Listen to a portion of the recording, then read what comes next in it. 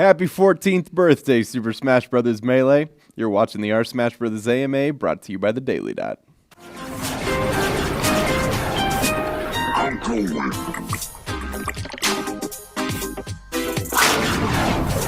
Hello, ladies and gentlemen. Welcome to the SmashBros and whatever it's called, the SmashBros AMA, brought to you by the Daily Dot. I, of course, am your host, Ian Double John Barker, and with me once again is the incredibly handsome Jacob Left Guy Wolf. Jacob, how are you doing tonight? I'm doing okay. I'm excited to be able to get in and, talk to everyone that we're going to have on the show tonight, as well as, happy birthday to Melee, as you can see behind me. Oh, there he so is. There it's going to it be is. great. See? Happy birthday, Melee. We got a great show lined up for you tonight. Of course, we'll have MacD on a little bit later on the show. Kicking off the hour, we're going to have Nebtune to talk about the unfortunate closing of Project M's development doors, and then we'll have HungryBox on at the end of the show to talk about the weekend at DreamHack, which was an incredible tournament, by the way. Absolutely loved every minute of it. Just amazing stuff. But before we get started, let's talk a little bit about Project M. For those of you who are unaware, the development team for Project M unfortunately announced earlier this week that it would no longer develop the game. A lot of pressure from Nintendo and from streamers who have been blacklisted if they decided to stream the game. And so, of course, it's been sort of a tough sled for Project M, and the development team decided to close its doors and focus on other endeavors. Here to talk to us about the news is, of course, the equally handsome Nebtune Pervez. Nabil, how you doing tonight, man? Great, man. Thank you guys so much for having me. So talk to us a little bit about what happened this week, what it means to the Project M community. Obviously, a lot of heavy hearts in the community, I'm sure. Yeah, absolutely. I mean, I was, funny enough, I was streaming a bit of PM in the evening, and I was having a lot of fun doing it. And I'm kind of towards the latter half of running some friendlies, and I get a tweet from somebody who's like, hey, you need to see this. And it's the tweet from the Project M Twitter that's like, hey, guys, we have one last final blog post. And as soon as I see that, I'm like, this is not going to go well. This is not going to go well. So I pretty much spent the rest of the evening just seeing nothing but a flood of just people saying, like, God, this is it. It's over. And people are kind of having a lot of mixed opinions. Some people are happy because it means that now there's going to be a stable meta. Some people are pretty sad because they were looking forward to seeing some of their characters getting buffed and potentially seeing the power levels for these characters being raised again after being nerfed pretty considerably from the last version. So yeah, it was a lot of people that are just kind of either they were really, really heartbroken, but at the end of the day, it was like there was like this one kind of message that came back towards the end, which was, it's really back in our hands now. The community now has a gold version, if you really want to call it that. And I mean, Melee is still here, 14 years later, and people are still playing this game. So, there is still something to be said that maybe there is hope for the Project M community, and it just comes down to the community and its leaders. And, I think it really shocked me because, me and you, 2 weeks ago, we were in Dallas casting a PM tournament with 80 people. And now we're here and, oh, no, we're closing our doors. And, it seems kind of fishy to me overall, but, I echo that statement. Now we have a single version of the game that is never going to change ever again, and people will figure out workarounds. So, it's not the end for PM. Just like Melee, there's always a workaround for Melee that you can always discover new styles. Like at DreamHack, we saw HungryBox with what Armada called air planking, with Puff sitting on the side of the stage and bouncing up and down until the Fox approached him. But I think it would be kind of cool to see Project M kind of have that stability. So we'll see how it goes, but I don't think it will go away immediately after this. Jacob, you're mentioning something that I actually did want to touch on with you, Nabil, and that's that one thing that's coming out loud and clear on the Reddit threads and in the minds of everybody in Project M is this can only be downhill. Look what happened to Melee when they stopped patching it, which is just such a fantastic rallying cry. Is Project M the kind of game that has the same level of depth that you think we'll still be exploring it, several years from now? Absolutely, 100%. I mean, Melee is a beautiful game, but let's be honest. When we look at the amount of viable characters, it's kind of rather small, isn't it? I think the big selling point that comes with PM is that a lot of these characters are pretty cool and pretty viable. And I mean, even if you want to take the perspective of like if the game can still have things to be found. I mean, we're still looking at Wobbles clips today, where it's like the crazy stuff this guy's doing with ices. It's just blowing my mind. FX's Ham Yodra just recently got blown up because Wobbles actually broke shield on Popo, and then he just sat there. He looked stunned, and then said, "Hey, Hamlet, come get me," and then just whomped him with Nana. Like, there's so much cool stuff that you can still do, even with a game that's 14 years old. And now you're telling me that you have a cast of characters that's significantly larger, crazy amount of depth and variety. Yeah, I honestly feel like this game can be played for years to come. But definitely at least until the PMDT comes up with their next project. Yeah, certainly. I know that they spoke a little bit in the statement about how they had something else they were working on. They couldn't quite come out with details yet, but I think it has to be said that a group of volunteers, it speaks to Smash's passion and the passion within this community, that a group of volunteers took this game. Some people were frustrated with the tripping mechanic, thought it was a little bit too defensive, and they just took it and they said, we care about this game so much that we're going to pour so much time in it. It's really, even though as they said they've stopped development, it's hard to say that they don't leave a legacy behind. Would you agree? Oh, absolutely. And I mean, the thing is that's so cool about it is that when PM first started development, this wasn't supposed to be like this grand game that they initially came out with. The goal was just to simply give Falco his shine back to how it was in Melee. And now look at where it's at. 6 years later, this game is really completely, fully fleshed out and just has this incredible meta. Granted, it has its problems. People like to complain a lot about tether mechanics and whatnot. And it's not to say that the game isn't perfect, but neither is Melee, right? Yeah, and there's no Ridley. Yeah, and it just it does speak to a lot because it fixed a lot of the issues in Brawl, like tripping, which was always like so annoying. And, it was purposely put in that game to not make it a competitive game, and that absolutely blew. It just sucked that you'd be running and you trip, and it's like, how the heck are you supposed to approach someone with that? So the fact that PM did what it did and it continued to do it for so many years, until now, is just incredible. Yeah, I mean, if I wanted to trip and go outside, if I wanted to trip and embarrass myself, I'd go outside and play sports. Talk to us a little bit, Nabil, about some of your favorite moments from Project M, because it's far from dead. But let's talk a little bit about what has been. What when you look back at Project M, what does it mean to you? Oh, God. So for me, Project M is a big deal for me personally because I wouldn't be here if it wasn't for Project M. I played Melee whenever I was younger during the days of PC Chris and Ken and all that. But I left for college and I tried going into Street Fighter and doing all that sort of stuff. But, the reason why I said I want to come back to this scene, I want to come back to Smash is because of PM. And I'm fortunate enough to work for a company like Tourney Locator, which is the mecca for PM. There is so much variety in the people that show up to our tournaments, and I feel like a lot of the tournaments that Tourney Locator has thrown that I've either commentated for or been attended to, it's just amazing. I think Low Tier City 3 for me was a big standout because it was already at a place where you had seen kind of the numbers for PM start to dwindle a little bit, and then LTC 3 happens. You're like, God, this is phenomenal. People, this community is still passionate about it. And then afterwards, it was just started to tank even more down on the decline. And then Paragon happens. And I won't lie to you, that tournament had a lot of other stuff going on behind the scenes. And, it wasn't something that we planned on for Tourney Locator to make a swap over to Hitbox last second. But the fact that we swap over to Hitbox literally overnight, and I'm there frantic, helping with this transition as much as possible, being on site and finding all the little details. And then the next day, we go through and stream for the rest of this weekend. And we have over 15,000 people tuning in for Project M specifically that weekend. And I'm just thinking to myself, God, this community that is just absolutely astonishing. The amount of commitment and how vocal they are and how passionate and fired up they get. And nothing really stops these guys. So I feel like those, just meeting the community members, and honestly through PM, I wouldn't have had the opportunities to meet some of the top players that I know, like HungryBox that you're about to have on later on tonight. Same with MacD.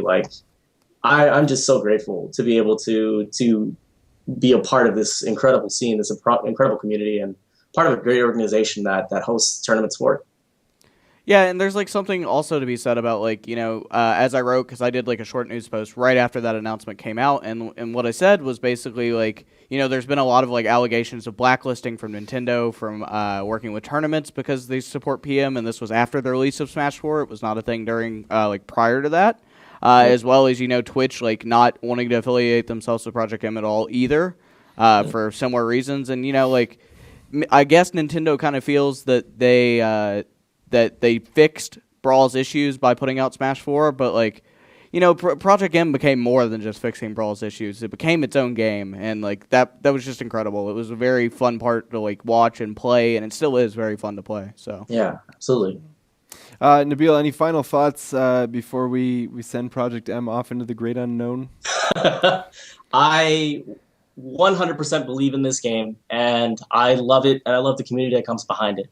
And if you're someone that wants to get into PM, it still exists out there on the internet. You don't have to look far. There's still other people that are hosting it. That being said, this game is phenomenal. It's great, and I've supported it from the very beginning, and there's a reason why I do so. The game is great. The community is phenomenal.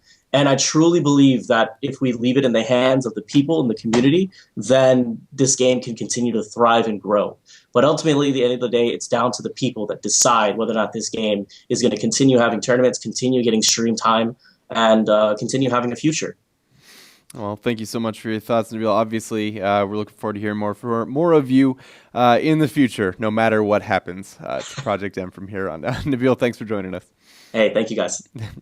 It's one thing that I wanted to talk about real quick is I remember my first ever Smash tournament that I attended in person was actually Big House 4. And I went to that tournament, and at the time, I didn't know anything about Project M. I just knew that there were banners with the Project M logo on it. There were a lot of people talking about it, and then I proceeded to watch, people like Ripple and people like Oracle do these incredible things, with characters that don't exist in Melee. And it was so cool to watch Rob and King DDD do that stuff in a game that was entirely created by volunteers. Yeah, just incredible. Yep. Well, obviously, we're not here to talk about Project M the whole time. We're here to talk a little bit about Melee. If our tech director has not muted MacD, then you have heard him frantically trying to get our attention as we get onto things. But of course, we're here to talk to MacD, and he is with us. McCain, how are you doing tonight? Great. Oh, hello. What's there up? you go. Okay. There you are. Yep. Wait. No, there you go. Okay. We got a little bit of Blair Witch Project going on. We try to figure out where you exist. Welcome to the show. Our transitions have been smoother, but you know what? We're just happy that you're here, to be completely honest. Moving on to the next portion of our show. For those of you who are unfamiliar with the format, this is the SmashBros AMA, brought to you by the Daily Dot. Every week we bring out a new guest for you to ask questions. You vote on your favorites, you downvote your least favorites, and then every Wednesday or Thursday, whenever our handsome player is available, we ask the questions that you want to know. So we've got a whole slate of things, MacD, you handsome devil, to talk to you about tonight. Sir, are you ready to get started? Sure. Yeah, okay. Well, before we get started, your thoughts on life, love, and the purpose of our being here on this beautiful blue marble. Video games. Video games. There we go. Let's talk about some video games. Let's go ahead and kick things off. Our first question of the night comes from Enemy Drag. And Enemy Drag wants to know, MacD, we're talking about your tournament organizing history. MacD, since you run one of the biggest locals in the country, that being Mayhem, of course, is there any advice you might have on building up a local tournament scene? And if not, are there any other sources you might point people to? I guess I'll speak on myself first and then go into the sources. Kind of the whole. I've been helping TO tournaments in SoCal since I basically started back up in 2008, 2009-ish. There were other TOs, but I'd always help make sure the tournaments were going fast because we all wanted to go home and play games. And way back in the day, back in 2009, when we had 30-man tournaments, people wouldn't run them that fast. So I kind of always got the itch to run a tournament since then. And then what really pushed me into wanting to host a tournament was actually SSS.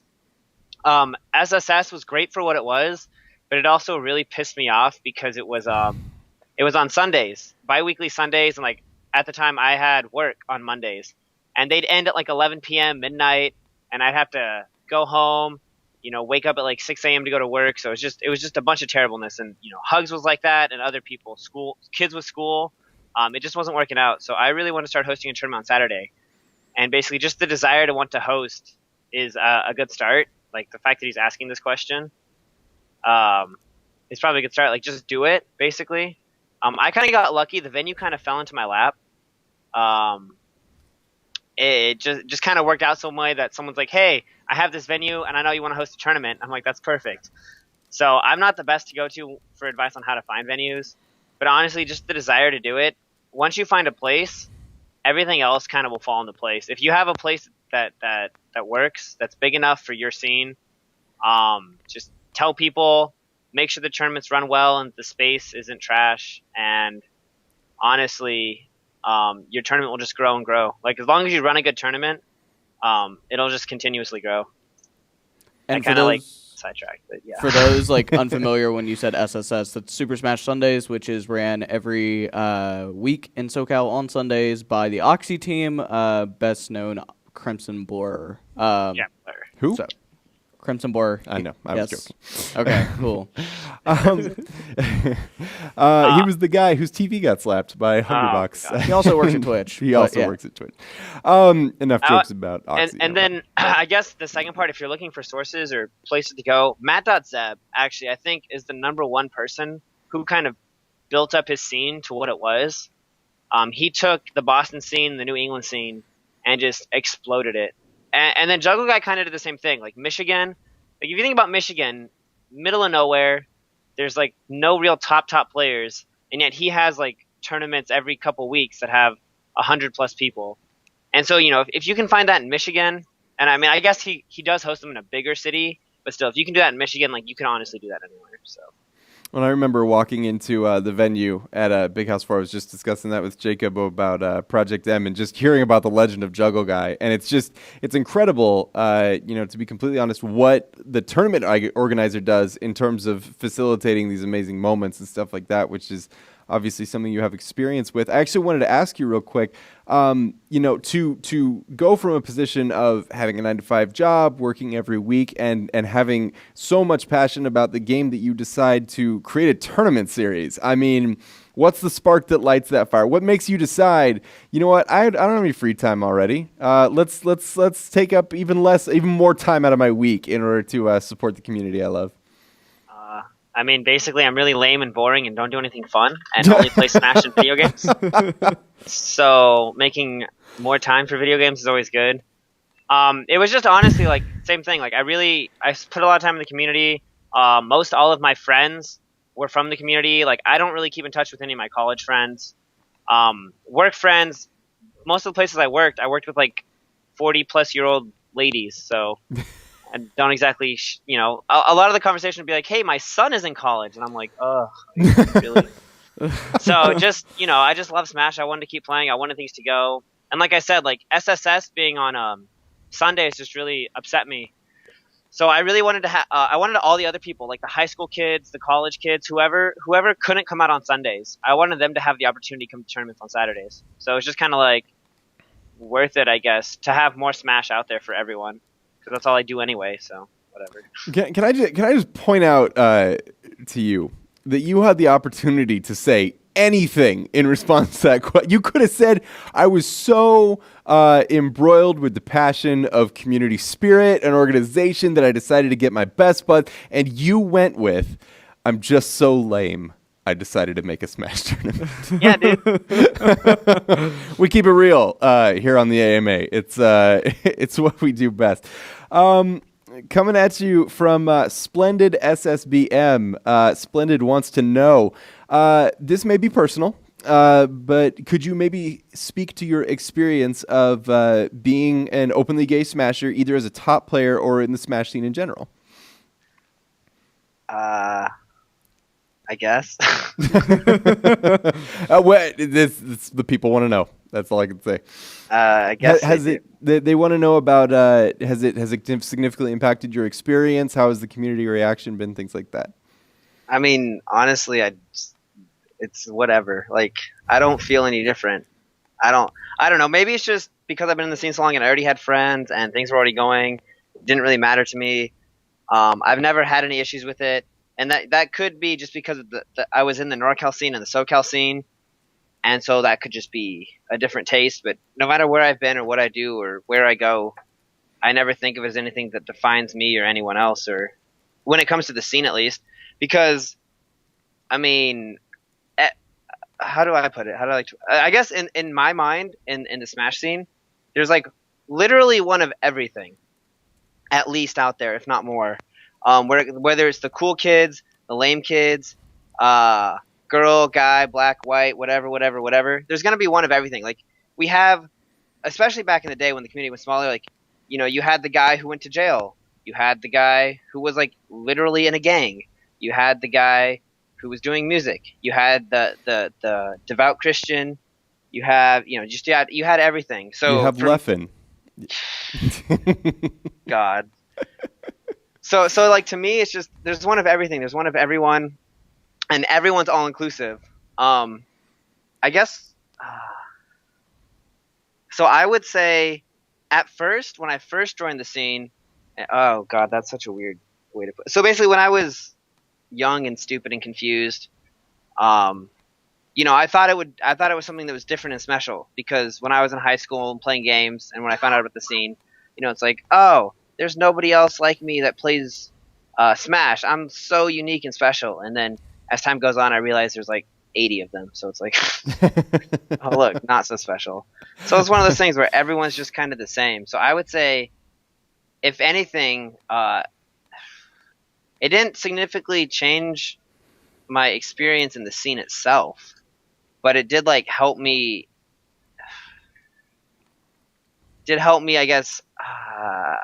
I guess accept myself and accept it all and have a nice place to be and friends I knew I could always count on or something.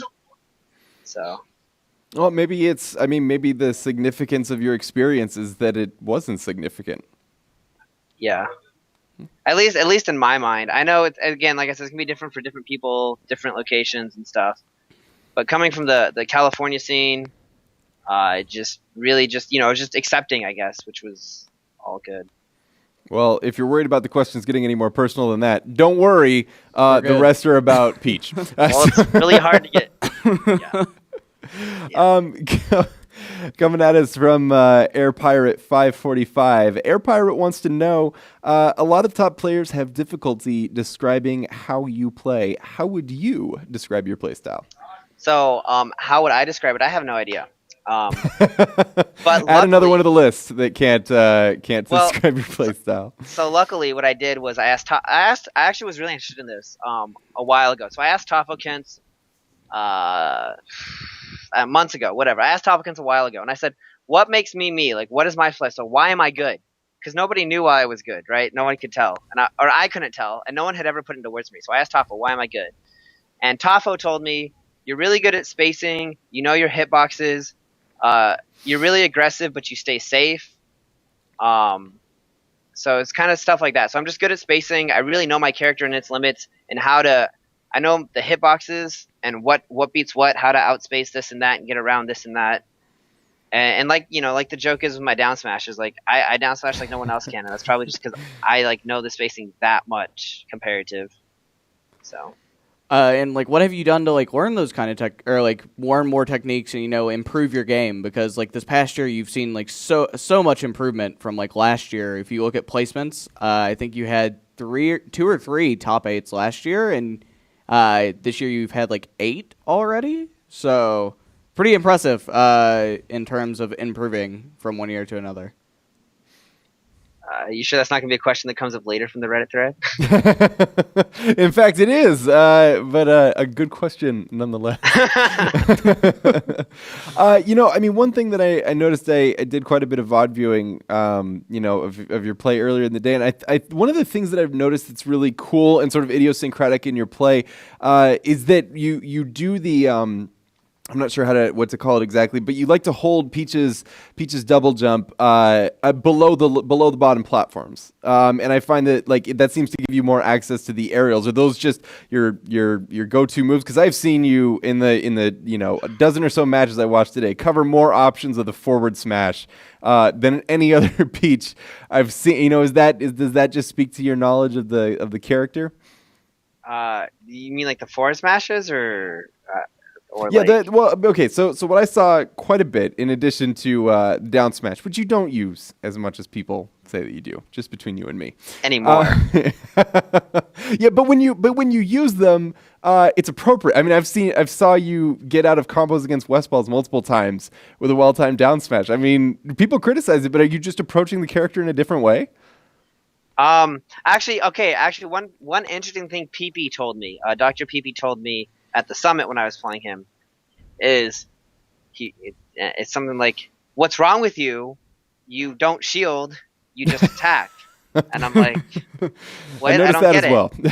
Yeah, so I'm like, I don't get it. He's like your defense is attacks. Like you can't just defend yourself with attacks. I'm like, well, I don't know why not. And then so we kind of talked about that a little, and basically like other players, and you'll probably see this a lot with Armada, is he like shields, he runs away, he dash dances, he waves, whatever. When I get cornered and scared, I just keep throwing out attacks, and one of them's going to work eventually, right? So I guess my play style, like I just want to fight people. So my play style diverged from a hyper aggressive play style. And of course, as I got better, I had to tone it down, and now obviously I can't just run at people all willy-nilly. But I would say, if anything, my whole style and all of that's just is just came to be specifically because I just want to fight. Like I just want to keep fighting. So I do my best to stay as close to you as I can and keep things fighting. Yeah, that seems to be the big thing that I noticed is whereas Armada likes to play, well, for example, in your edge guards, whereas Armada likes to, play the sniper with the turn up, search for the stitch face, and hit you off the stage. I saw you probably half a dozen times in matches today go completely off the stage and practically under it to edgeguard a Fox, which is inspired, by the way, and just incredibly aggressive. And do you think that maybe you just see the character, like I said, do you see the character in a different way, whereas Armada sees it as a spacing character, someone to keep you at a distance, you see it as more of a rushdown character? I don't know if I necessarily see her that way, because obviously Armada does a lot of things better than I do, but I think there's a whole aspect to the character that people aren't utilizing. Like, because obviously you just compare our styles, and you see like, damn, why doesn't MacD do these things that Armada does? But then, if people aren't just completely blinded by the fact that he's a better player, I probably do some things that he should do. So I don't know. It's just one of the things. All these characters have lots of offensive and defensive tools, and no one person is going to be able to develop them all on their own. So, and that's like the really cool part of like Melee, and we were talking about it a little bit with Nebtune, right? About PM as well. They both have so much diversity that people haven't figured out. These characters like have so many different play styles, and like. In terms of Peach, there's only two of you that are really like top tier. So maybe there's other playstyles that could be used by a Peach. You never know. And so. I mean, there's new tech being developed or worked on or seen, and it's not like I don't know. I've never been one of the technical players, so that's one thing that a lot of what I do doesn't stem from tech skill. So that's a lot of stuff I'm trying to learn, and other people kind of teach me, and I just kind of steal it or try, or they show me what to do, and then I run with it and think of how to use it or make it better. Well, let's just be clear about one thing. All right, we're not here to talk about how Armada's better than you. We're here to talk about what you do well as a Peach player, and it sounds like you've got some things that Armada could work on. I mean, right?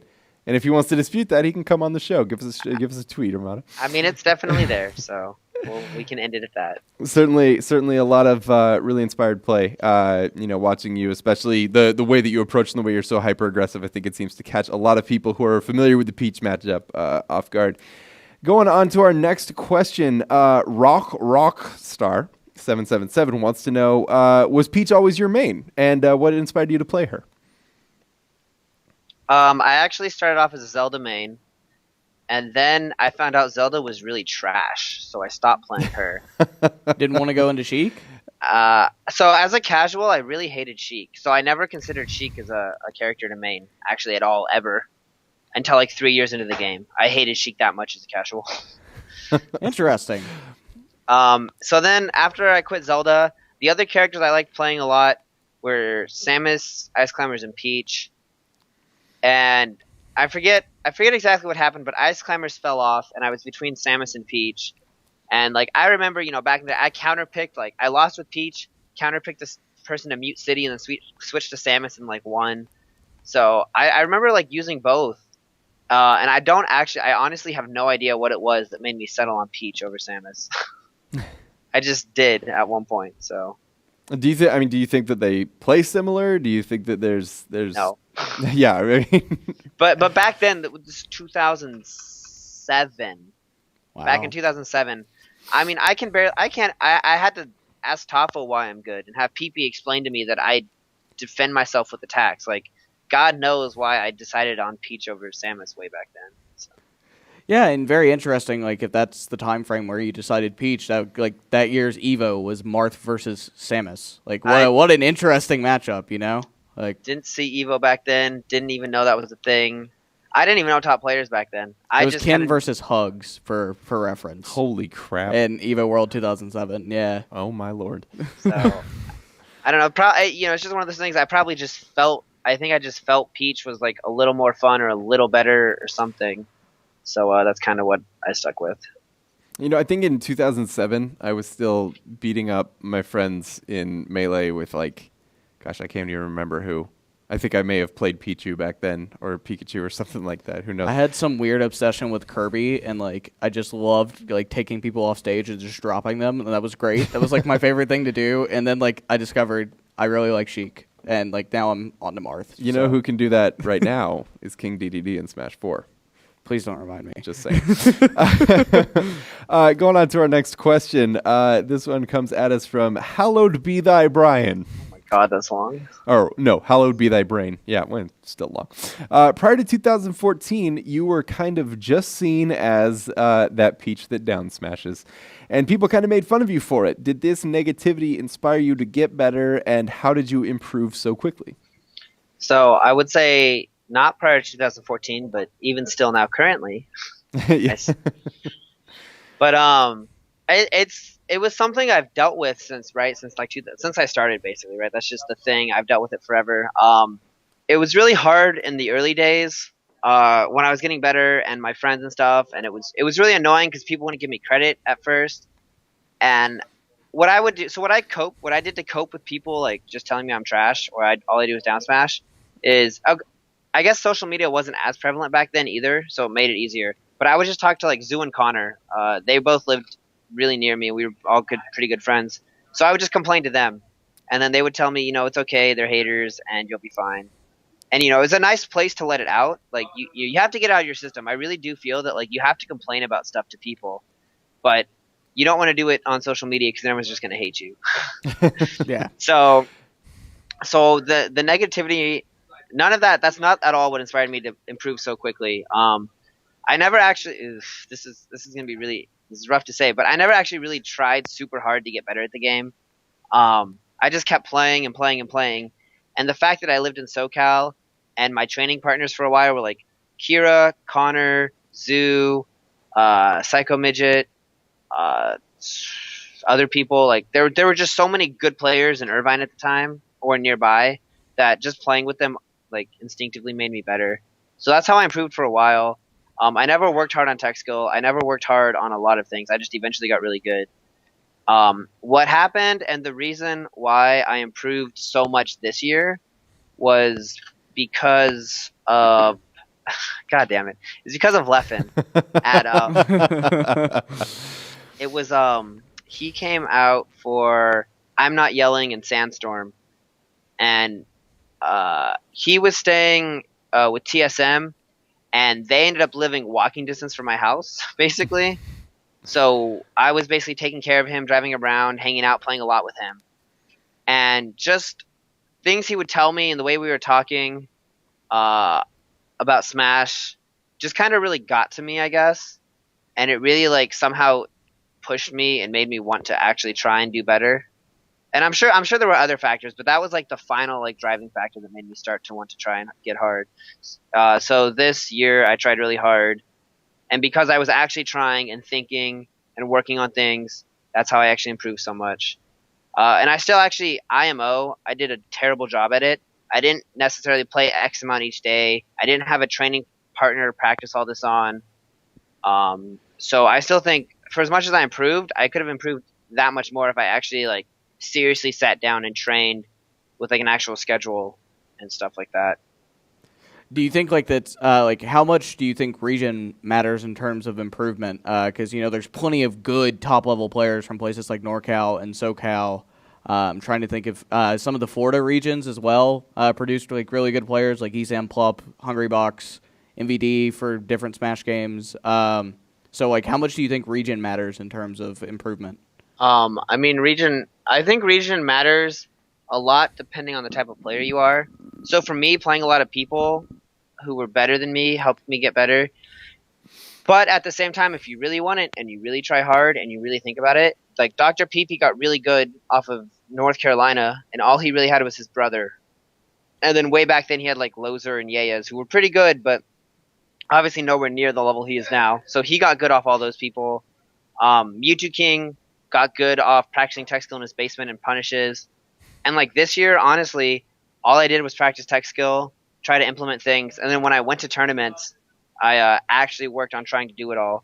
So a lot of what you need to do to get better, you don't actually need to be in the best region to be. Better players are going to help you work on smarts and maybe can point out things to you. But honestly, no matter where you are, if you know what you're looking for or what to do, you can get better. And I guess that's kind of where the hard part comes in, because of how good I am and how well I know Smash, and with like Leffen telling me how stupid I was, it was really easy to improve because I knew exactly what I should be working on. And I'd always kind of known what I needed to work on, I just never did. So once I actually started doing it, you just see jumps in my gameplay, I guess. I guess it means a lot, like, if it would come from a god or like Leffen, who at the time, I'm assuming, since you said it was around those tournaments, was like the number 6, or like he was considered part of the top 6 or whatever you want to call those people. So I guess like kind of open your mind a little bit because it's someone of that like high status in Smash at the time. Yes and no. I wouldn't say it was because of his Smash standings. A couple things he pointed out. It was the way he pointed them out more so than who he was that kind of made me realize something. I guess so. It's kind of what he was saying and how he was saying it that really like impact. You know how sometimes you already know a lot. Like I already knew a lot of things, but he said like the right 3 sentences and it just all clicked in my head and pissed me off. So Can Leffen be a little abrasive sometimes? Just a little abrasive sometimes. Yeah, sure. That's a nice way to put it. Well, either way, it sounds like it's helped quite a bit, especially considering the elevation of your tournament performances. And speaking of your development as a player, Pilot SSB wants to know, what do you personally think is left to develop in the Peach meta? Stuff. I don't know. It's kind of like what we talked about earlier. This isn't my strength. I don't know the tech skills that need to be worked on. I'm not the super cerebral player. I just kind of play and fight and do things. I think there's still some turnip things that can be worked with. There's a lot of new tech skill people who are kind of discovering, or tech skill we thought was too hard. And a lot of those things could go a long way if you could get a lot of that stuff down more perfectly, and make more use out of it. But it's really hard to say just like how do you know how developed the meta is or isn't in all honesty. Like I guess I can tell you how developed it isn't based off what we know, but beyond that, who knows? Because back before Armada became a thing, people thought Peach was like kind of, oh well, she's basically been super developed and she's not really able to keep up and she can only do so much. And then Armada comes along and it's like, oh my god, you can do all of this. So And people, yeah. So you never really know where a character's meta can or can't go.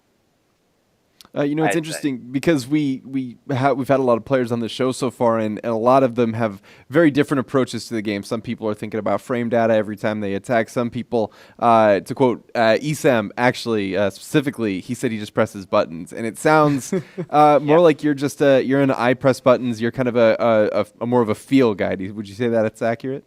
Yeah, most definitely. Like I said, I've never been one to super think. I don't. I think my favorite kind of example is especially back on SmashBoards when people were using SmashBoards. People would ask for matchup advice, and people like Kira or Kirby Kaze, they could watch one match, like 1 3 or 4 minute match, and give you 15 paragraphs of everything you did wrong. I could watch the same match, and I could give you 15 lines, like double space. Like it was not. So it's just the way you see the game or the way you've learned.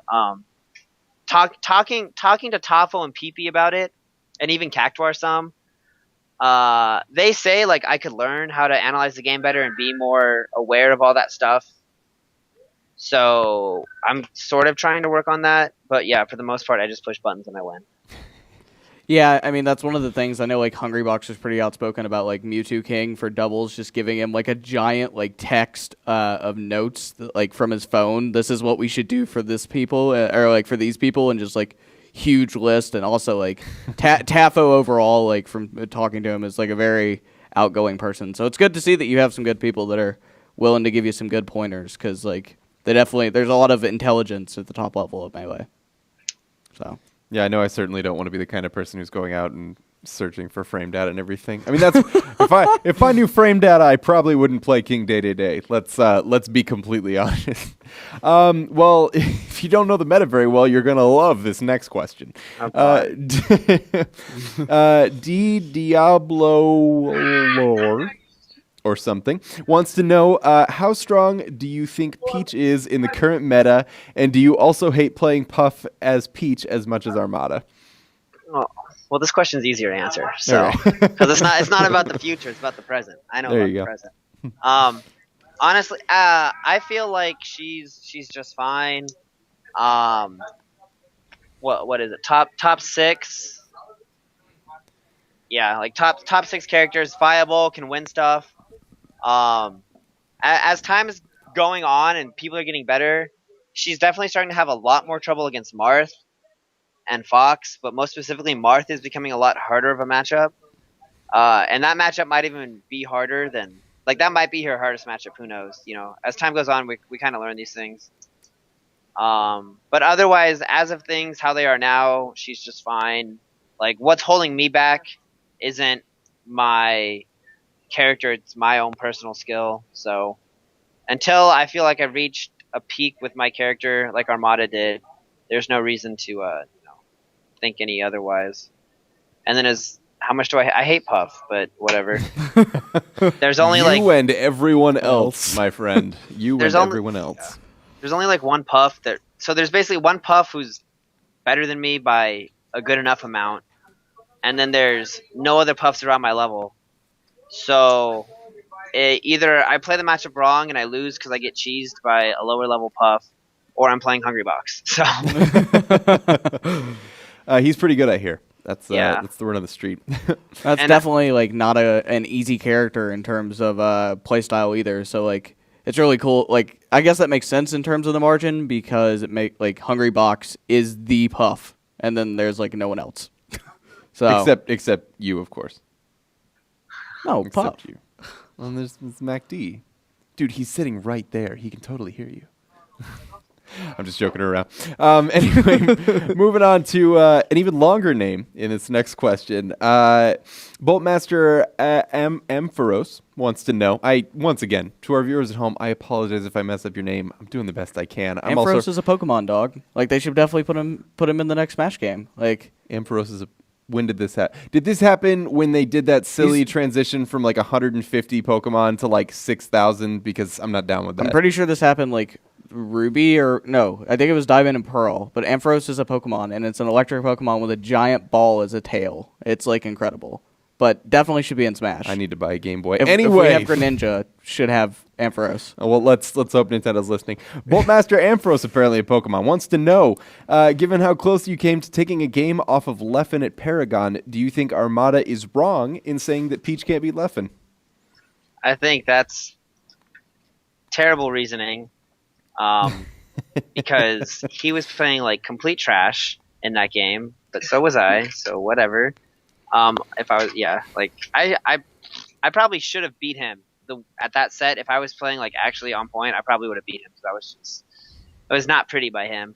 I think Leffen is the best person versus Peach, hands down, guaranteed. Nobody comes close to being as good against Peach as Leffen is. He's the only person I play, like his Fox is the only Fox that makes me feel like the matchup is borderline impossible. Every other Fox I play, there's no big deal. I can handle them. I can play them. Like, I beat Mango whether or not he was, I can. Lucky's kind of been beating me recently, but we go back and forth, or have been, or something. Armada's Fox, we'll see Armada's never going to go Fox Peach, so who knows about that. Silent Wolf hacks, like, I don't know. They're all beatable. None of them ever make me feel like it's impossible, except. So I think Leffen, he's just really, really good against Peach. And I would say it's probably wrong. It probably is wrong to say that Peach can't beat Leffen, but it's definitely it's hard. As somebody who plays Peach on a regular basis, what would you put the percentage on the Peach Fox matchup? I know I'm asking the non-numbers guy for numbers, but do me a solid. I don't know. I haven't thought about matchups in terms of like numbers like that in a long time. After talking to you for about 20 minutes, color me surprised. Coming at you with our next question. Rotini SSBM wants to know, what do you do to practice solo? There's actually several parts to this question, so let's start with the first part. What do you do to practice solo? Tech skill, stream, just run around I guess. I think about what I need to work on, and then I think about the ways I can execute those. So anything tech skill related, I can do by myself, so that's easy. I study, I'll study matches. I'll like watch sets to see what I've been doing wrong. Something like when I'm working on practicing my tech chasing, I have 20xx, so I just play against the computer and try to do that. So there's a lot you can do to practice solo. It's just you kind of have to know what you're doing. You can't just aimlessly run around and hope you get that's going to make you better. Oh, I mean, do you ever walk into practice and say, okay, today I'm going to work on, for example, I don't even know any Peach tech. Please save me. Do you I mean, yeah, sometimes I'm like, okay, today's the day I'm going to make sure I can wave dash. But it all depends on what I feel is I'm weak at, or either what I messed up at the last tournament, or what I've been trying to improve, like with shield dropping, or okay, like what I realized I needed to do the other day, a couple weeks ago. People it had always been kind of known. Burr always said this when he was commentating, like MacD is the only person who can play with Peach and float cancel and still get shield grab. And I just thought it was funny because I always thought I was doing the shield that, like, if I'm doing the float cancels too high, it makes sense. But then I was thinking about it and I realized one thing that was wrong on my my immediate float cancel nairs on the ground is I didn't fast fall after the nair, so there was like a big lag time between the time the nair hit the shield and the time I hit the ground. So like once I realized that, what I did is I went onto foreside. And I put on the infinite shield on the computer, put him against the wall, and just practice like nair fast fall, and then nair fast fall, and like over and over again. So, like I said, it's just I identify something I need to do, tech skill related, and then I'll just grind it out. Excellent. Well, there's like 3 parts to this question. Very clever, Rotini, putting 3 questions in one. You get a gold star. Please don't do that, by the way. Don't follow Rotini's example. But we'll get them answered anyway. Rotini wants to know, also, what is your opinion on slap dashing and double jump lands?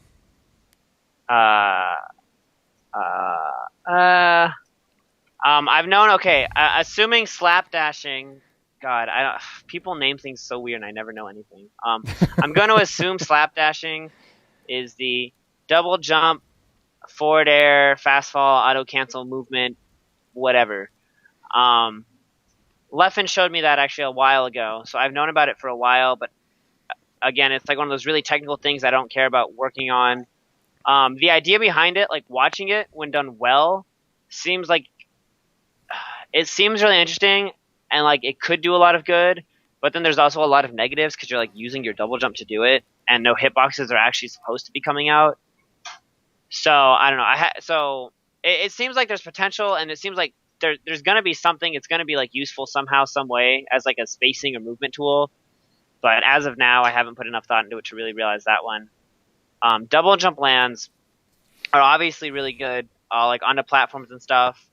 Double jump lands out of shield is really pointless because it takes too long. And the double jump land to like turn around and do a pivot type thing, I think is a really cool tech. Because that's what the video SSBM tutorials did on the pivots where you run, you double jump land, you dash the other way. I think that's really cool, but that's really hard and technical too. So, but overall, double jump lands are definitely useful on platforms at the very least. So. Well, you've actually almost answered the third part of the question. Rotini wants to know how you plan on incorporating this new tech into your play. Oh yeah, well, first I will stop sucking at tech skill, and then maybe I'll try to learn those because that's just kind of what it is. In my head, it's pointless tech. It's kind of like multi-shining. People who practice multi-shining, well, the newer players, I'm like, can you like L cancel? Can you drill shine up smash? Because if you can't do that, why are you practicing multi-shining? Because it looks impressive. So, yeah, I mean, but that's the thing is, it's like I don't want to do tech that looks weird and fancy and cool. I'd rather you work on the tech that I suck at that's going to be actually useful in tournament and win, and then be like, well, have fun shining 20 times while you can't kill me. So. Burn. Actually, I have a little bit of question for my own play as somebody who does play Peach in Melee. I'm actually wondering, how do you because I've tried to use the great thing about Peach obviously is floating low to the ground unlocks her fair, her dare, her nair, all of these extremely strong aerial moves that she has. How do you control the stage in a manner that you don't end up getting knocked off the stage and you've already used up your triple jump? How do you protect yourself from that? Well, if you're talking about like low to the ground, just make sure you don't just float without your double jump. That's one thing. Or don't use your double jump to float is kind of one of the big things. That's where most people get screwed is they use their double jump to float and then they don't realize it or they just don't know how to avoid it. So then when they get hit, they start to die. Off the ground, it's really easy not to just float without using your double jump. So if anything, it's just kind of being aware of if you used your double jump or your float or not, where you are on the stage. Because between Peach's up B, her float, and her double jump, even if you're missing one of the two, it's really easy to still get back to the stage. So it's just kind of, I guess, being aware of your surroundings and realizing, like, it's kind of like the risk reward. If I go for this, is it really worth not having my double jump and using my float to maybe get this hit? And if I get hit, will I possibly die? And then, of course, you always have to be worried about electing into that beautiful parasol slow fall. Because I don't know about you, but, well, okay, never mind. I'm talking to a pro player, but I watch what you do with that umbrella, and it is I don't know how you don't just get camped out of the air, because that's what happens to me every time.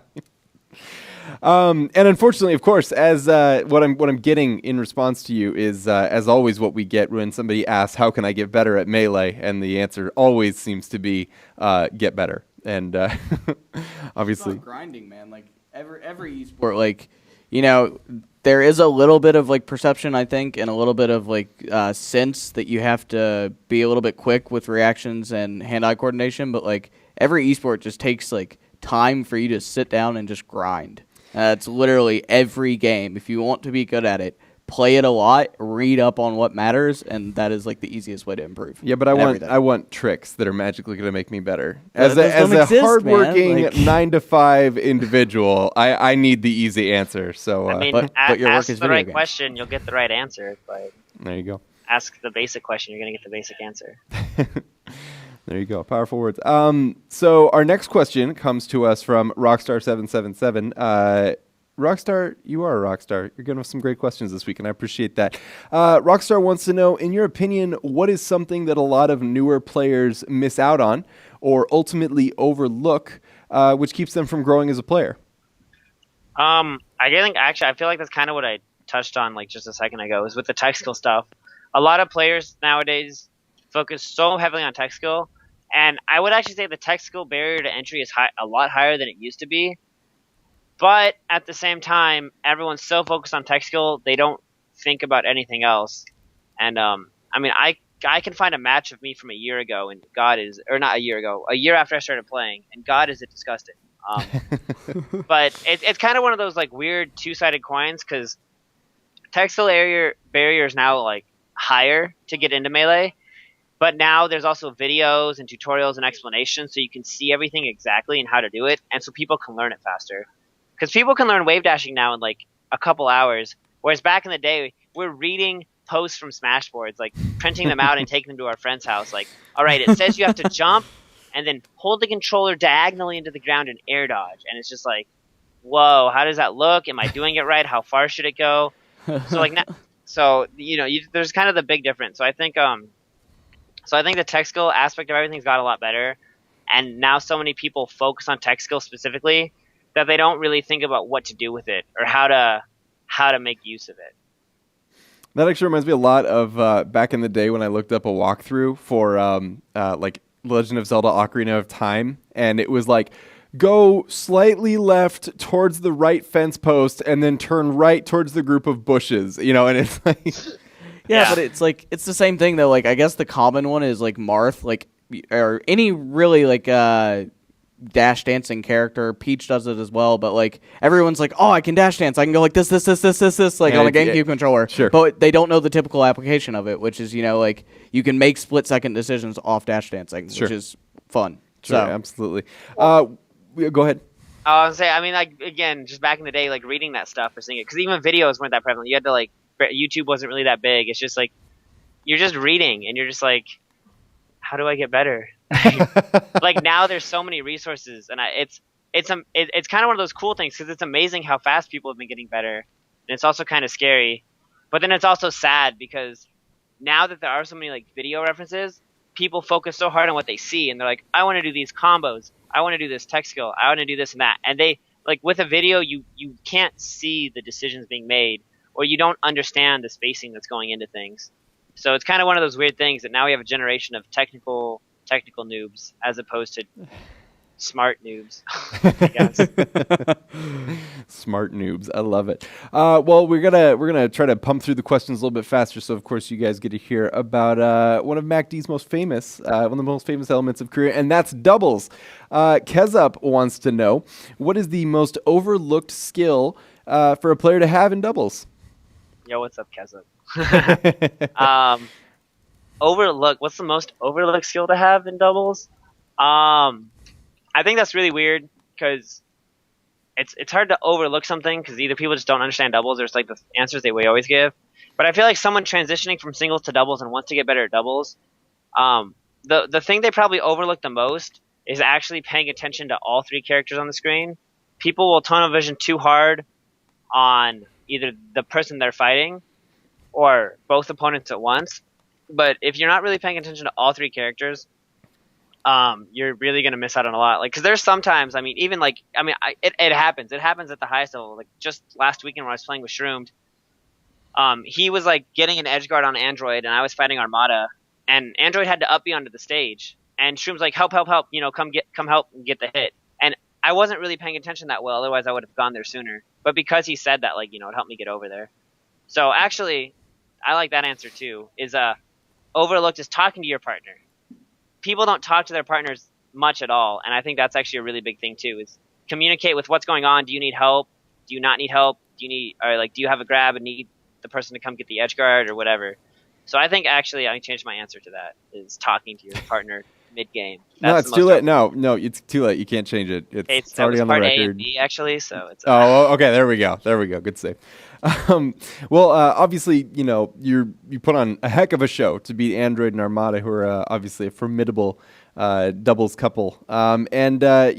Obviously, it's something that's you're very talented at and you're very passionate about, which is why Dark Dragoon G wants to know what kind of changes do you wish would happen with the treatment of doubles events at events. What would happen with the treatment of doubles? Yeah, what would you, as a doubles player, specifically like to change about how doubles are handled at events? Well, as a TO who also has power over this, my biggest gripe is doubles just it gets haphazardly thrown around, and people don't stick to the schedule as well. So when it's in the morning of day 3, like on or day 2 or multi-game event, I'm gonna say 3-day events because these are the ones that stick in my mind. When it's the morning of day 3 or morning of day 2 or whenever it is, you need to be here at 10 a.m. so we can start, and half of us show up on time and half don't, and then we still wait 2 hours for other people who didn't show up on time. So then it's like, I think that's really disrespectful and really stupid for those of us who always show up on time trying to play. I think that top 8, I think the top 8 should get shown right before the singles top 8s, or have its own time slot that's actually good and not thrown in at a terrible time. Because I think it's one of those like 2-part things that like people don't like doubles as much, so it doesn't get as respected, and in turn it gets like bad time slots. But because people aren't giving doubles the chance to be as appreciated, it won't be able to get appreciated, and it'll stay unappreciated and stay in like, oh, it's not as good or whatever. Because a lot of people we talk to like doubles, they just either like, it's on at bad times, or they don't know what they're doing or whatever. So I think like if no one's putting work in to make doubles better at events or put at better times, then I think it's just going to stay down. And then the other half of that would be whatever happens after doubles top 8, because it gets thrown at terrible times. Or I guess 2 parts. It's like doubles. If it's not top 8 and it's just top 4, I think that's really sucky. The bigger the tournament, the less you should spread up the top few matches of doubles. I actually really dislike that at DreamHack because there were so many good teams. Having the top 4 just happen on the second day was really weird, and I didn't like that at all.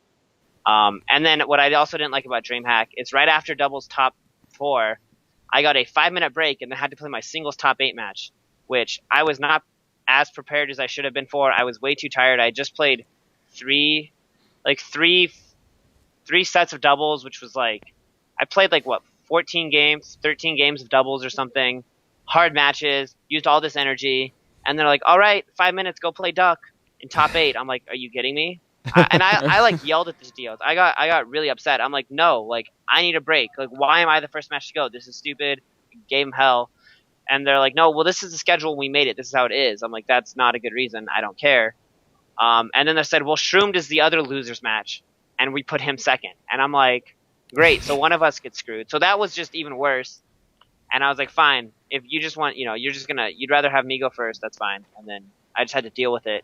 So part of that, goes into bad TOing, bad tournament schedules, and doubles getting shafted, or the players who do well in doubles getting shafted in turn. So I think things like that need to change. Whereas after doubles, there needs to be breaks. Doubles top 8s need to get better timing, and doubles top 8 or top 4s and stuff should not be split if the tournaments have enough good players, and you're just splitting it just arbitrarily because. Who knew that playing twice as many crucial tournament matches as your competition would leave you at a disadvantage, right? Who knew? Who knew? Moving just right along, Gallant Galade, I believe is how this is pronounced, wants to know what's your doubles tier list in terms of composition? That's always weird. I think too many teams are underrepresented and too many characters underrepresented to really give that a good answer. What I would say, obviously, Fox Peach, Fox Puff, obviously Peach Chic. From there, I think some good teams, like those are the 3 that have basically been tied and truly tested that we all know are good. From there, I'd say Double Fox is good, Double Peach is good, Fox Falco is good, Fox Falcon is good, and beyond that, it's really hard to say. Oh, I also like Peach Puff. I think Peach Puff is really good. What about Ganondorf? No. No? Okay. Figured it. I'm just spitballing here, man. I'm just trying to lab this thing with the Doubles King. Ganon's terrible, son. Excellent. Well, we've got time for just one more question, and now that we've lulled you into a false sense of security, we want to know, why did you pull the plug?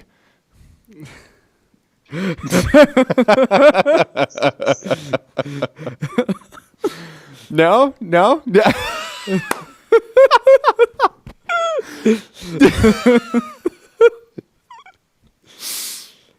He hung up. I don't know.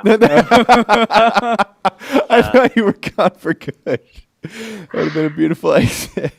MacD, thank you so much for coming on the show. Do you have any closing thoughts before we say adieu this evening? Video games. Video games. There we go. Video games. That's what we're here for. That's what we're all about. MacD, thank you so much for coming on the show, and we appreciate your time and answering so honestly about why you pulled the plug. Have a take care. All right, thanks, guys. You have to take it easy. It's always interesting to me, I have to say, that we have so many Smash players on, and yet every one of them seems so different in terms of how they approach the game. Yeah, it's incredible, but like that's the fun of like that's why these games are so good because they're so diverse, right? Like also Chad is spamming the plug emote, so I absolutely love it. Yes, We got exactly the moment I was looking for. Yes. No, but it's it's something that has to be said that you can be good any number of different ways. And if you're a new player out there looking to get better, or if you're a bad player looking to get better, if you're a good player looking to become great, it just has to be said. A lot of times it's not about finding out which tech skill or which trick is going to help you, but figuring out how you learn and doing better. Speaking of doing better, we have an individual who, over the course of this year, has managed to reach brand new heights as early as last weekend, actually. Of course, we're talking about Juan HungryBox Debidma, who will be with us in just a couple minutes. Juan has, unfortunately for him, taken second to Armada multiple times this year. He turns out Armada is a pretty good player, but this past weekend... He did it. He did it. He made it happen. No more silver medal for our good friend Juan. Juan was able to overcome Armada not once but twice. Right. And great. It has to be said that when people are good at esports, a lot of times the complaint is, okay, well, you can beat them once. Yeah. Can you beat them twice? That was just a fluke, but no, it wasn't a fluke this time. He did a very good job. And overall, he inhaled some Shia LaBeouf, and he just did it. He just did it. He just did it. Juan, can you hear us? Can you hear me? We can hear you just fine. Yes. I don't see you on camera. There's an awfully handsome picture of you, but we don't see your smiling face. It's probably because I'm using my camera on my stream. But tell you what, I'm gonna try to jerry rig this a little bit and try to use it. So if I disable my camera here, then you guys can see me. Give me a second. See, the beautiful thing about owning a copy of Premiere Pro is we can edit this all out in post. And so when people on YouTube see this, they will think there was no awkward transition from one guest to the next. That's the best part, right? That's exactly. All right, and if all else fails, you go ahead. Let me see if this works now. Is that better? There Hey! we go. Oh, okay, cool. The We wonderful in there, HungryBox is here, and he has arrived. He has arrived fresh off the DreamHack win. Juan, I know that you have interviewed with everybody under the sun, but tell me, has the afterglow faded since this weekend? I wouldn't say the afterglow faded at all. However I think that it was a phenomenal chance for me to just show everything I've been working on. You know what I mean? Like it's been a ton of work, especially with my good friend Lewis, and I think like through that it was we were trying to prove to ourselves and to each other, like, is it possible for us to push the meta even further than what it already is? And through doing that, it was like we revealed it to ourselves and also to the community. Like we weren't sure if we were gonna pull it off, but it did, and so I was very happy about that. It's kind of cool to see like those techniques like coming over into Smash as well, because like league players have been very outspoken about how like a sports psych or like someone who's their friend like kind of counseling through their like what's the word? Counseling them through their and also like their hurdles, like there's hurdles in their game, and like having someone there to like kind of help them out, like tons of League players have been outspoken. So when I heard your interview with D1, like I was very impressed to kind of hear you saying the same thing, but for Smash Bros, which is not nearly as common. So. Yeah, actually, could you talk to us a little bit about that element of your improvement? How you decided to collaborate with another player? Who is it, and how in what ways have they helped you improve your process? It was simply like we looked at our old videos and the old footage, and we thought to ourselves, what is missing so far? What do I not have, and what is actually the reason that I'm losing this certain matchup over and over? And we found was that, obviously my results, getting top 3 consistently, that was good, but it wasn't like good enough. At Evo, we resorted to this edge camp sort of thing. And again, that only got us so far, and it was pretty easy to figure out. So we said to ourselves, we have to figure out how to beat Fox without edge camping and just win in the neutral. So instead of making this whole new, amazing, radical, controversial playstyle, we just said, let's perfect what we already have. We cut all the corners, and we figured out perfect ways to kill Fox at every percent possible. We figured out ways to survive from Fox at almost every percent, importantly with Smash DI and other things like that. And more importantly, we reinvented the neutral in the matchup, because I think the neutral is my biggest weakness. And those are the things you have to do, and Lewis, he's very good at analyzing. So apart from, of course, being a help during a tournament and on the stage and reminding me of what I have to do, his most helpful aspect by far, like 90% most helpful part, was the work that he helped me do the week leading up to the event here. Because he said, we woke up and we were like, all right, come here, we're going to practice this really quick. He saw if I could do it or not, and then he told me, all right, if this doesn't work this way, we're going to try an alternate method until you get it. So he knew exactly what my weaknesses were, because he's a Fox player. He's actually top 8 in Central Florida, which I consider pretty good, because it's a pretty good region.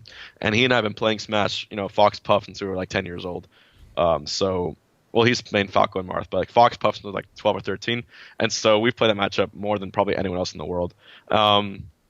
So he knew what he was talking about, and he's like definitely the person I would trust knowing what to do in that matchup. Maybe not for any other matchup, but if it's Fox Puff, I consider him to be one of the most knowledgeable in the world. Melvin F21 actually wants to know, did he help you practice your pop-offs? I mean, is this esports? Can I curse on here? Or is Yeah, it, feel free. I fucked him up pretty bad a few times, and like I definitely talked shit a lot to him beforehand. We on the way actually to the venue in the bus and the airplane, we played Dolphin on my laptop, so we had Melee on a plane. So we were doing. I saw your tweet. Yeah, we were practicing PAL. We were doing Marth Sheik, and it was just so funny because like we were just so salty at each other the entire time, and he just like he was just like, God damn it, one. But it was as fun as it was taxing for both of us. But I think it was honestly a great feeling that I won that last match against Armada so, I guess, decisively that I didn't feel like there was no pop-off within me. It was sort of just like the emotional soft release, the fact that the relief, right? But it wasn't like there wasn't anything built up, because I guess during the match I was really like, I'm in a really safe spot. I figured out how to be in a safe spot. I did like mini pop-offs, like I did like a really like fist bump when I landed a really clutch rest game 3, like deciding games, and yeah, things like that. But otherwise, yeah, it was just very satisfying the entire time. Can I just say, like, your rest, like, this whole entire tournament, especially the top 8, were just, like, super clean. Probably the cleanest I've ever seen you, like, rest people and, like, putting them in the perfect position to just go up and just knock them down and get them off. And, like, that was beautiful. So well played to you, sir. Yeah, thank you very much, man. The rest were definitely, at top level, you can't trade aerials with almost any character and expect to beat them, other than like maybe Ganondorf. But even still, like against Fox, you have to land those rests. It's all that's left, and grabbing with Puff is a beautiful, great move. And if you condition yourself to find out how to counter every single possible option that he has, then you can't lose, you can't whiff a punish on the stock. So that was definitely a deciding factor. And after rewatching the sets, I can safely say that was probably the cleanest I've ever played in my life. So thank you for that. You know, I remember speaking to you at Big House 4 when I was but a wee reporter, and I remember that was a difficult event for you, obviously, because you finished outside the top 8, and I remember speaking to you and you expressed some frustration that, you know, maybe it was time to hang things up. You know, I think there was a sense there that maybe you know, there was not much room left to discover, or maybe that your life was going in a different direction. And yet this year, you know, the rise has been, you know, I deign to say meteoric because you're already a Smash god, but to see your improvement from then to now, what catalyzed your decision to sort of redouble your efforts towards Smash? Yeah, it is crazy to think about, because I was sure, like, well, I'm gonna throw in the towel, at least you know, Mezzo throw in the towel, because I thought there's no way I can like do both, because I'll need to be at work 5 days a week and all that. But then I realized there's always ways around. You have holidays off work you can take. You can ask for certain days off if it is like that. And that was DreamHack.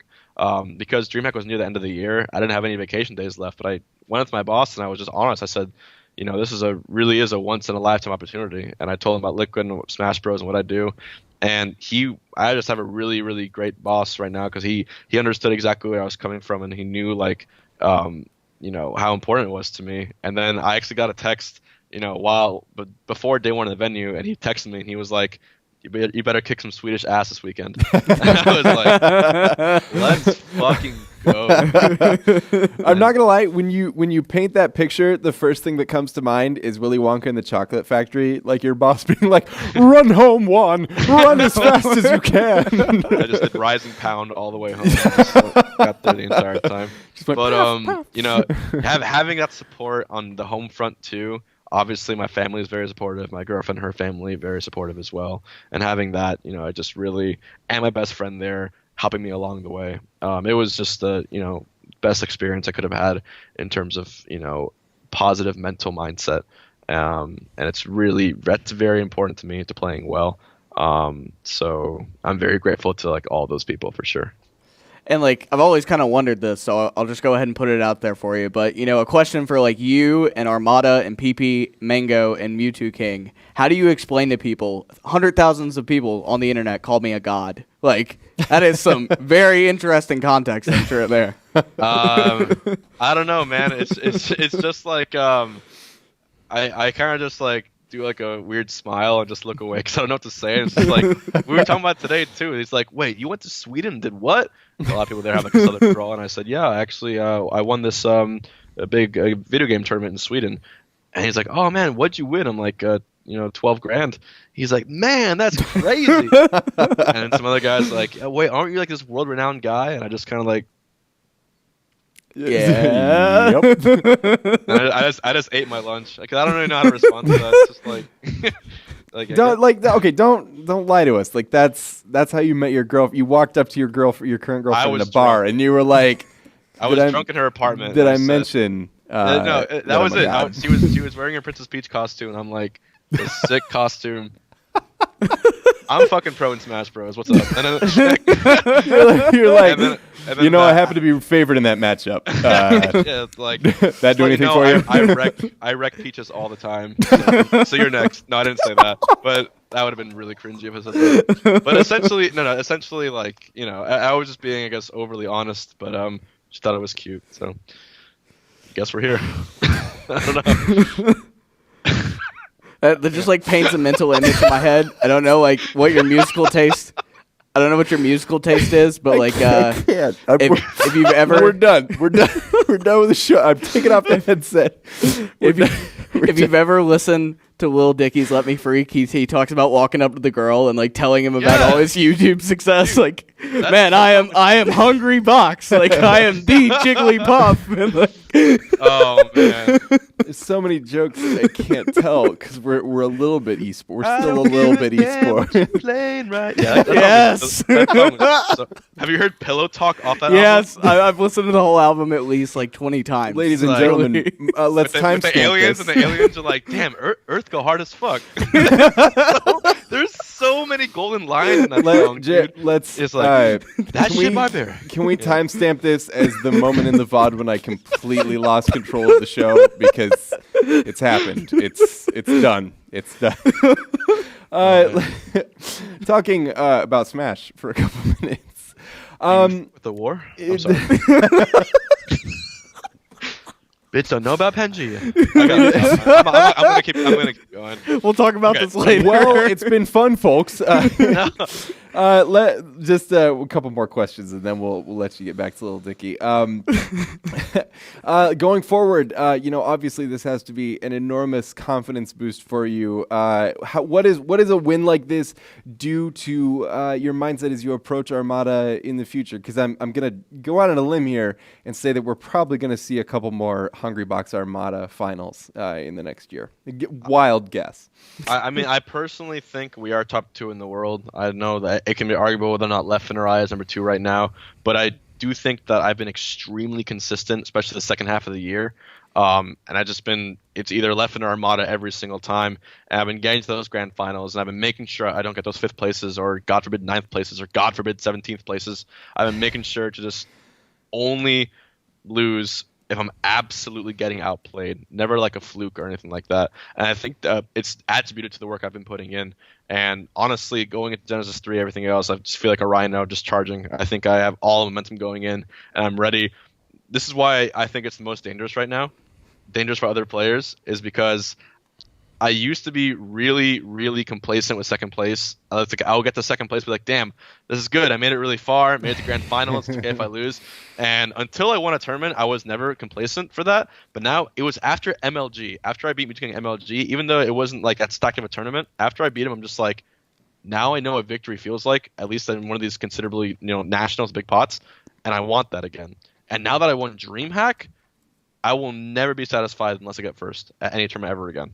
That is what's changed with me, and I think I'm gonna pose even more of a threat than I usually do, and so I'm damn ready, dude. I'm damn ready to go in, and if you're gonna beat me in melee, I'm not gonna give you an easy time doing it. There's no way about that. I'm not saying I'm gonna win everything. That's very hard, especially as Puff, but you're gonna have a damn hard time doing it. I promise that.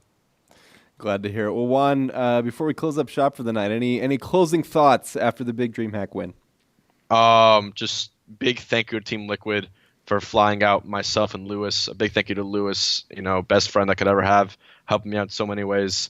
To my girlfriend, to my parents, and to all supporters. I had a great stream today, so it's a wonderful time to play in Melee. I'm honestly very speechless as to all the support I've been getting. So it's crazy how so much stuff can turn around in 1 year. So thank you guys very, very much. Well, Juan, thanks for joining us on the show. And the next time you step in the ring with Armada, we'll be watching. Take care. All right. I'll see you, buddy. Take it easy. That's going to do it for us tonight. Thank you so much to everybody that watched the show. If you enjoyed it, click that follow button. I'm going to look at the monitor. I think it's down there. I think that's it. And shout outs to Twitch chat. Big shout outs to Twitch chat. If you enjoyed the show, click that follow button. Hit us up on YouTube. Of course, the VOD will be going up here, and you can see all of my embarrassing moments and my inability to handle Lil Dicky. Follow us on Twitter. Like us on Facebook, and of course, tune in next time for the SmashBros AMA. I, of course, am Ian Barker. With me tonight was the. So much. Thank you for having me. Of course. Thank you, Twitch chat and viewers, for letting me talk. So it's what we do. This has been the SmashBros AMA, brought to you by the Daily Dot. We'll see you next time.